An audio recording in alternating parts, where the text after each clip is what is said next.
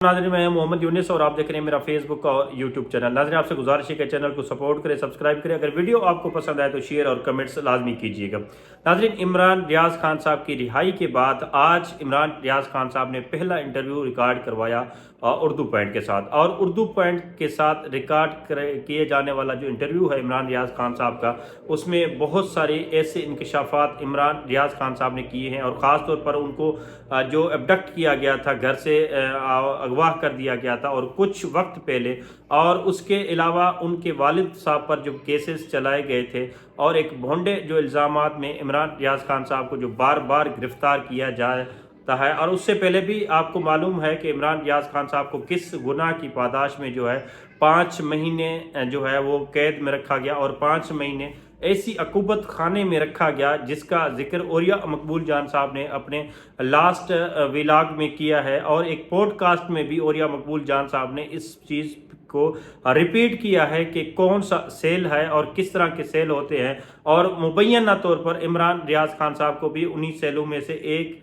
Cell में रखा गया था और वो कितनी दर्दनाक थी। और इसके हवाले से अदालती अहकामात और अदालती जो हुक्म सादिर होते रहे इमरान रियाज खान साहब की बाजियाबी के हवाले से, और लाहौर हाई कोर्ट हो चाहे वो इस्लामाबाद हाई कोर्ट हो, even supreme court of Pakistan ने जब ये आर्डर्स पास किए कि इमरान रियाज खान साहब को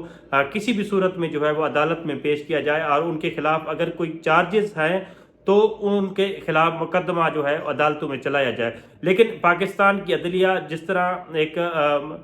मफाहमत और जिस तरह एक मसलियत का शिकार है और उनके आर्डर्स जिस तरह वायलेट होते रहे हैं, ये पाकिस्तान की तारीख में शायद ये पहली मरतबा हुआ है इस रिजीम चेंज ऑपरेशन के बाद, जिस तरह एक अदलिया के वकार को मजरू किया गया है। अब की बार इमरान रियाज खान साहब के हवाले से जो खबर आई है और जिसमें इमरान रियाज खान साहब ने खुद इस बात को रिवील किया है कि आइंदा कुछ महीने में इमरान रियाज खान साहब सियासत में बाकायदा एंट्री देंगे और सियासत को ज्वाइन करेंगे। अब किस पार्टी को ज्वाइन करते हैं ये हम और आप इस मफरूज़े पर तो समझ सकते हैं कि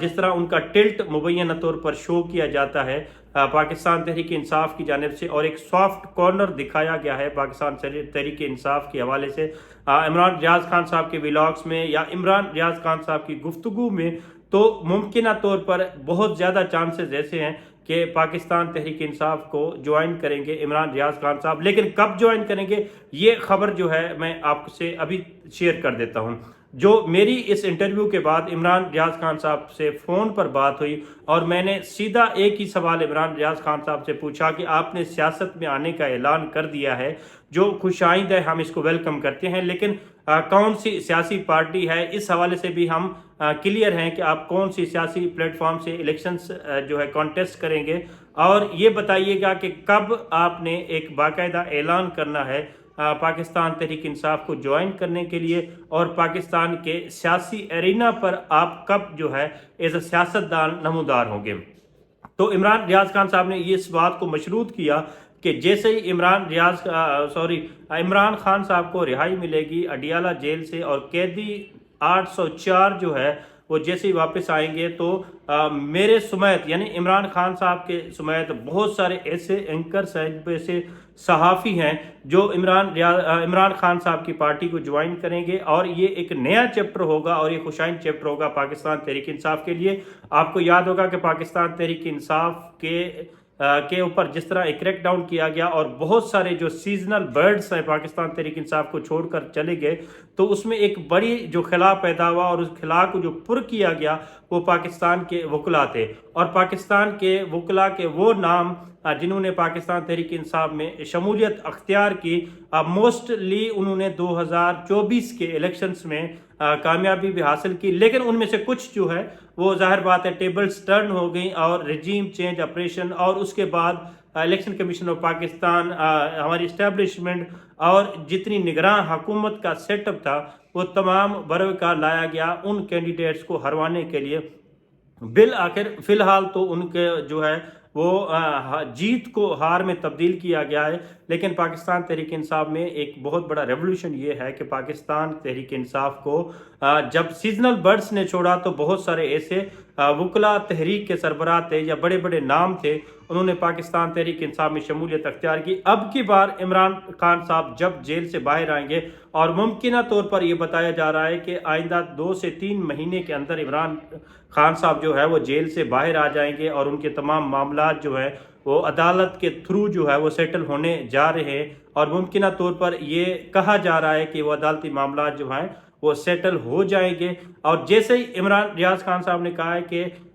قیدی 804 یعنی عمران خان جیل سے واپس آئیں گے، تو باقاعدہ عمران خان صاحب کی پارٹی میں عمران ریاض خان صاحب اعلان کریں گے، اور ان کے ساتھ بہت سارے ایسے صحافی بھی موجود ہوں گے، پڑھا لکھا طبقہ موجود ہوگا